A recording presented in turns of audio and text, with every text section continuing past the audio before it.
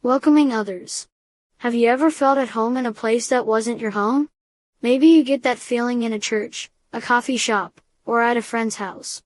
Or you might feel at home with a family member or friend. All of us feel at home when we feel safe to be ourselves, not worried about doing or saying the wrong thing because we feel loved and accepted as we are.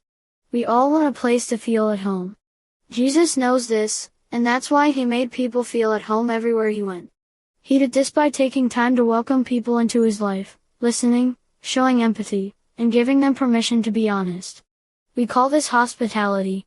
In Luke 8, we find a list of people who followed Jesus during his ministry. These were the people Jesus welcomed into his life.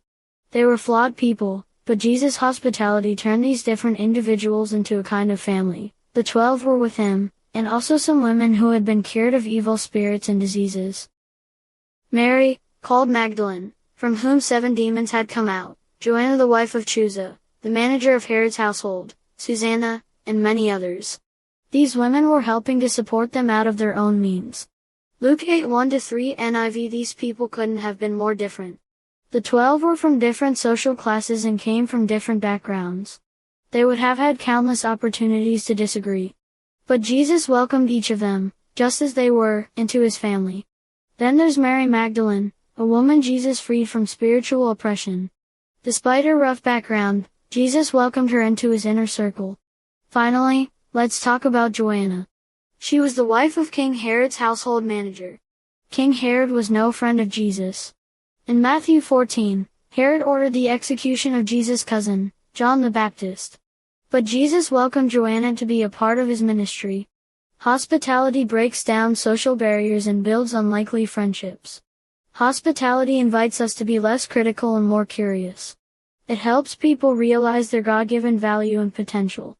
It builds empathy and turns strangers into neighbors. Consider. How do we show hospitality? You can start by thinking about a time someone made you feel seen, cared for, and included. How did their hospitality change you? Then, consider how you might create the same feeling and impact for someone else by partnering with God to become hospitable.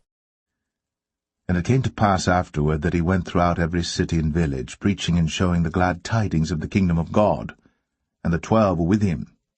And certain women which had been healed of evil spirits and infirmities, Mary called Magdalene, out of whom went 7 devils, and Joanna the wife of Chuza Herod's steward, and Susanna and many others, which ministered unto him of their substance. And above all things have fervent charity among yourselves, for charity shall cover the multitude of sins. Use hospitality one to another without grudging. A new commandment I give unto you, that ye love one another, as I have loved you, that ye also love one another. By this shall all men know that ye are my disciples, if ye have love one to another.